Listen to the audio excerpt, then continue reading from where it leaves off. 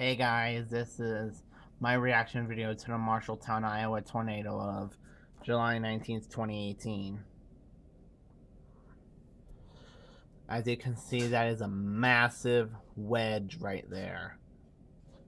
Massive wedge tornado. And a wedge tornado is a tornado that's wider than it is tall. But thankfully, not all wedge tornadoes are violent.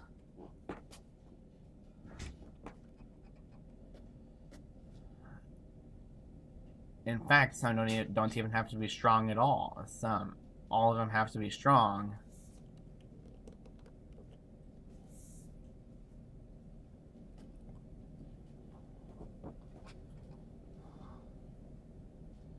And I did a little research on this tornado and found out that it was rated an EF3.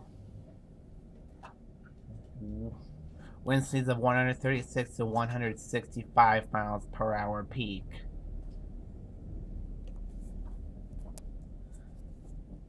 I did not choose to record the tornado emergency for this tornado on my weather radio because it would take up too much time.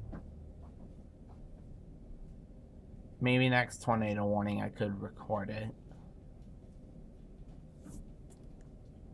Alright, looks like that's the end of the video. See you guys later.